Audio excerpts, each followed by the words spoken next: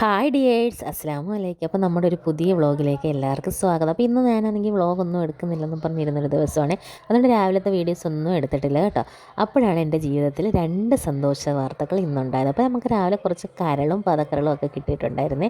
അപ്പോൾ അതെല്ലാം നല്ല റോസ്റ്റാക്കി, പിന്നെ ഉള്ളിയും തൊമരയും പുളിങ്കറിയൊക്കെ വെച്ചു എല്ലാവർക്കും ഊണൊക്കെ സെറ്റ് ചെയ്ത് കൊടുത്തു കേട്ടോ. പിന്നെ നമ്മുടെ സന്തോഷ കാര്യം എന്ന് പറഞ്ഞാൽ ഇത് തന്നെയാണ്, നമ്മുടെ ചാനൽ 1K ആയിട്ടുണ്ട് കേട്ടോ. അപ്പോൾ ഈ ചാനൽ തുടങ്ങുന്ന സമയത്ത് ഒരു 100 പേരെ പോലും നമ്മളെ സപ്പോർട്ട് ചെയ്യുമെന്ന് ഞാൻ വിചാരിച്ചില്ലായിരുന്നു. അങ്ങനെ വിചാരിച്ചിരുന്ന എനിക്കാണെങ്കിൽ നിങ്ങൾ 1000 പേര് സപ്പോർട്ടായിട്ട് വന്നിട്ടുണ്ട് കേട്ടോ.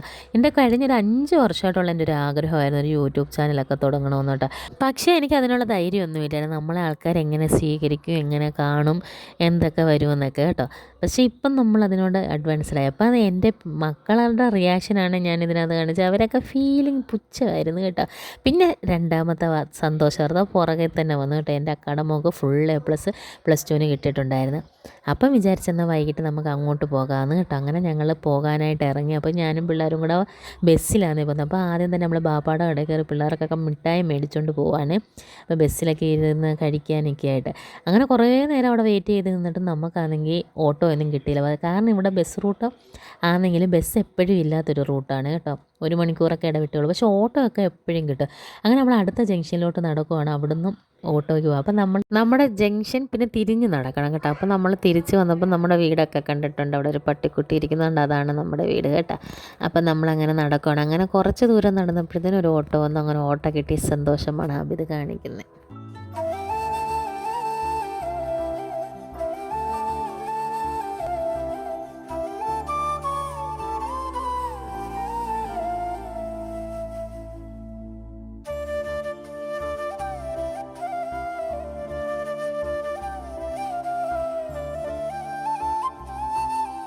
അങ്ങനെ നമ്മൾ പത്തനാപുരത്ത് എത്തിയിട്ട് പിന്നെ ഒരു പൊരിപ്പ് കടയിൽ കയറി കുറച്ച് പൊരിപ്പൊക്കെ വാങ്ങിച്ചുകൊണ്ട് പോയി കഴിക്കാം. നമ്മൾ വൈകിട്ടാണ് ഇറങ്ങുന്നത്. അപ്പോൾ നമ്മൾ പത്തനാപുരം ബസ് സ്റ്റാൻഡിൽ വന്നപ്പം കായംകുളം ബസ്സൊന്നും ഇല്ല കേട്ടോ. നമ്മൾ പിന്നെ താഴോട്ട് നടക്കാമെന്ന് വിചാരിച്ചു. അവിടെ പ്രൈവറ്റ് ബസ്സുണ്ടല്ലോ, അവിടെ നിന്ന് കയറി പോകാമെന്ന്. അങ്ങനെ ഞങ്ങൾ അവിടെ നിന്ന് നടക്കുക. പിന്നെ എൻ്റെ മുന്നത്തെ വ്ളോഗുകളിൽ ഞാൻ കാണിച്ചിട്ടുണ്ട് കേട്ടോ, നമ്മുടെ പത്തനാപുരത്തിൻ്റെ തലയെടുപ്പായിട്ട് നിൽക്കുന്ന പുതിയ ഷോപ്പിംഗ് മാള്. അപ്പോൾ ഇതിൻ്റെ ഉദ്ഘാടനം കഴിഞ്ഞിട്ട് വേണം ഇതിനകത്തോട്ടൊക്കെ ഒന്ന് പോകാൻ.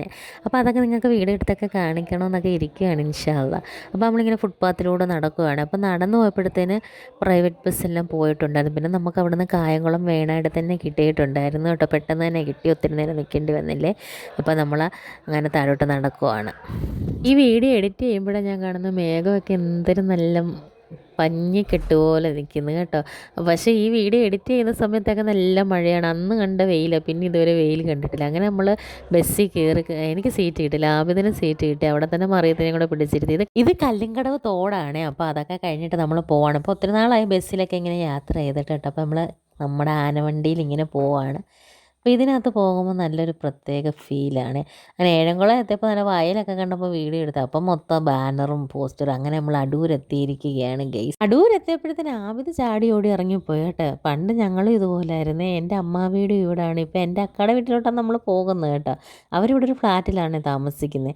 അപ്പോൾ എൻ്റെ അമ്മ വീട് ഇവിടെയായിരുന്നു. ഈ ഒരു ഏറ്റം കയറുമ്പോഴത്തേന് ഞങ്ങൾക്ക് എന്തോ ഒരു ഫീലായിരുന്നു കേട്ടോ. ഓടി പോകാനും ഭയങ്കര ഫീലിംഗ്. പക്ഷേ ഈ ഇറങ്ങി വെക്കേഷനൊക്കെ കഴിഞ്ഞ് വരുമ്പോഴത്തേന് ഇറങ്ങി വരാൻ ഭയങ്കര വിഷമമായിരുന്നു. അങ്ങനെയായിരുന്നു ഈ ഏറ്റത്തിൻ്റെ പ്രത്യേകത. ഇത് നമ്മൾ അങ്ങോട്ട് പോകാനുള്ള ആവേശത്തിൽ ഈ ഏറ്റത്തിൻ്റെ പാടുകളൊന്നും നമുക്കറിയത്തില്ല. അതുപോലൊരു ഫീലിംഗാണേ.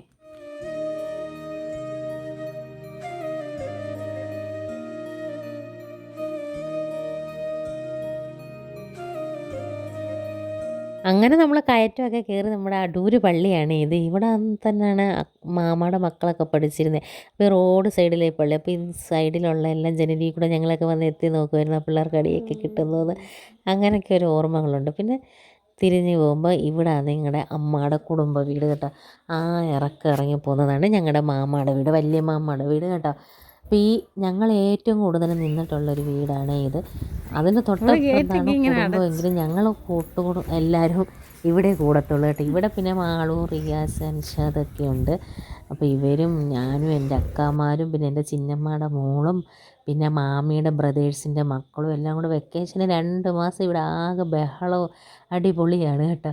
അപ്പോൾ എനിക്ക് എപ്പോഴും ഇവിടെ വരുമ്പോൾ അതൊക്കെയാണ് ഓർമ്മ വരുന്നത്. അപ്പോൾ ഇവിടെ വന്നപ്പോൾ മാളും എന്നോട് പറയാം, ഞങ്ങളുടെ വെണ്ട കാണീര്, ഞങ്ങളുടെ ചീര കാണീര്, അപ്പുറത്തെ വീട്ടിലെ വാഴക്കൊല വരെ കാണിച്ചതിട്ട് ഇതെല്ലാം കാണീര് വീഡിയോയിൽ എടുക്കാനെന്നൊക്കെ കേട്ടോ.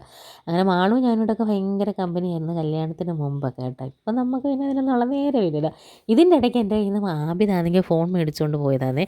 അവൻ പോയി വീഡിയോ എടുത്തു. അപ്പോൾ ഞാൻ എഡിറ്റ് ചെയ്തപ്പോഴേ ഇത് കാണുന്നത്. അവിടെ അവർ മേളിലത്തെ പെരയുടെ മണ്ടയിൽ പോയപ്പോഴേ അവിടെ ഒരു പൂച്ച കട്ടിലിൻ്റെ ഇടയിലൊക്കെ കയറി ഇരുപ്പോൾ അതൊരു പാവം പൂച്ചയായിരുന്നു കേട്ടോ. ഇവരതിനെ മാക്സിമം പ്രകോപിപ്പിച്ച്, പക്ഷെ അത് യാതൊരു പ്രകോപനവും കൂടാതെ അതിൻ്റെ കാര്യം നോക്കി അവിടെ ഇരുന്നു. അങ്ങനെ ഞാൻ പിന്നെ താഴോട്ട് പിള്ളേർ ഇറങ്ങി വന്നപ്പോൾ ഞാൻ എൻ്റെ വീഡിയോ ഒക്കെ കുറച്ചെടുക്കുക എന്തിനാണെന്ന് അറിയാം. അവിടെ കുറേ ചീനി നിന്ന്.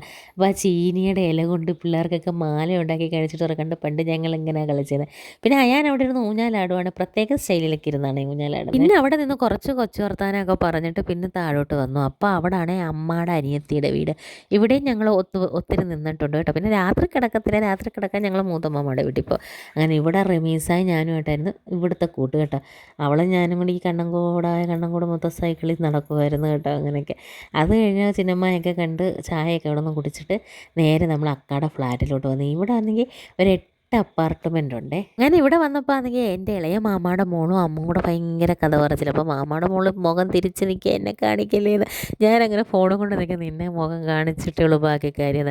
അങ്ങനെ അവരുമായിട്ടൊക്കെ ഭയങ്കര വൈബായിരുന്നു. പിന്നെ അമ്മൂനൊക്കെ ഒരു കൺഗ്രാജുലേഷനൊക്കെ കൊടുത്ത് ഫുൾ A+ ഒക്കെ മേടിച്ചില്ലേ. പിന്നെ അൽഫി ഇങ്ങനെ മുഖം തപ്പി പിടിച്ചിരിക്കുന്നില്ല, അതുകൊണ്ട് അവിടെ മുഖം ഞാൻ കാണിക്കുന്നില്ല കേട്ടോ.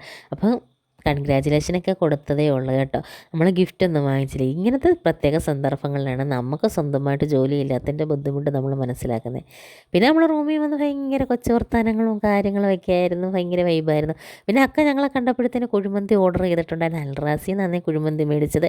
ഇവിടുത്തെ കുഴിമന്തിക്ക് പ്രത്യേക ഒരു ടേസ്റ്റ് കേട്ടോ. അപ്പോൾ എൻ്റെ പിള്ളേർക്കും എനിക്കല്ലേ ഇവിടുത്തെ കുഴിമന്തി ഭയങ്കര ഇഷ്ടമാണ്. അപ്പോൾ ഞങ്ങളിവിടെ എപ്പോൾ വന്നാലും അക്ക ഞങ്ങളെ അവിടെ കൊണ്ടുപോയി വാങ്ങിച്ച് തരുമായിരുന്നു. പക്ഷേ ഇന്ന് അക്കയ്ക്ക് സമയമില്ലായിരുന്നു കേട്ടോ. അങ്ങനെ നമ്മളിതൊക്കെ മേടിച്ച് കഴിച്ച്. പിന്നെ ഞാൻ അക്കാന്നൊന്നും വിളിക്കത്തില്ല കേട്ടോ, പേരാന്നേ വിളിക്കുന്നത്. പിന്നെ ഈ വ്ളോഗിൽ പിന്നെ ഒരു വേണ്ടേ, റെസ്പെക്റ്റ് കൊടുക്കണ്ടേ, അതുകൊണ്ട് നമ്മൾ അക്കാന്നൊക്കെ പറയുകയാണ്. അങ്ങനെ നമ്മളെല്ലാം കഴിക്കുകയാണ്. പിള്ളേരെല്ലാം ഓരോ സീറ്റുകളിലൊക്കെ ഇരുന്ന് കഴിച്ച്. പിന്നെ കുഴിമന്തി പിന്നെ പ്രത്യേക സീറ്റൊന്നും വേണ്ടല്ലോ, എവിടെയെങ്കിലും ഇരുന്ന് കഴിച്ചാൽ മതിയല്ലോ. പിന്നെ അത്തായ ഇവിടെ ഇരുന്ന് കഴിക്കുന്നുണ്ട്. പിന്നെ അമ്മവും അലിഫയും കൂടെ കട്ടിലായിരുന്നു അടിക്കുക. അലിഫി പറയും, ഈ പുരട്ടത്തള്ളയ്ക്ക് വേറെ തൊഴിലില്ലയെന്ന്. ചുമ്മാ തന്നെ അവളങ്ങനെയൊന്നും പറഞ്ഞില്ല. അങ്ങനെ അത് കഴിഞ്ഞപ്പോഴത്തേന് അജ്മൽ അവളെ വിളിക്കാൻ വന്നിട്ടുണ്ടായിരുന്നിട്ട് ഞാൻ അവരുടെ പുറകെ ഓടിച്ചിട്ട് നടന്ന് വീഡിയോ എടുക്കുക. രണ്ടുപേർക്കും വീഡിയോ താല്പര്യമില്ല. അങ്ങനെ ഞാൻ നിങ്ങളെ വീഡിയോ എടുത്ത് യൂട്യൂബ് ഇടുമെന്നൊക്കെ പറഞ്ഞു. ബൈ ദ ബൈ അജ്മൽ അവളുടെ ബ്രദറാണ്, എൻ്റെ ഇളയ മാമായുടെ മോന് കേട്ടോ. അപ്പോൾ അവർ രണ്ടുപേരോട് വീഡിയോ എടുക്കല്ലേ എന്ന് പറഞ്ഞുകൊണ്ട് ഞാൻ പുറകെ വിടുവോ, ഞാൻ പുറകെ ഓടിച്ചിട്ട് വീഡിയോ എടുക്കുകയാണ്. അവരവരുടെ ജീവനും കൊണ്ട് പോയി കേട്ടോ. അപ്പോൾ ബാക്കി വീഡിയോ ഒക്കെ അടുത്ത വ്ളോഗിൽ വരുന്നതായിരിക്കും. ഇത് പിറ്റേ ദിവസത്തെ രാവിലത്തെ ഒരു കാഴ്ചയാണ്. അപ്പോൾ വീഡിയോ ഇഷ്ടപ്പെട്ടാൽ ചാനൽ ഒന്ന് സബ്സ്ക്രൈബ് ചെയ്യാനും ലൈക്ക് ചെയ്യാനും മറക്കല്ലേ.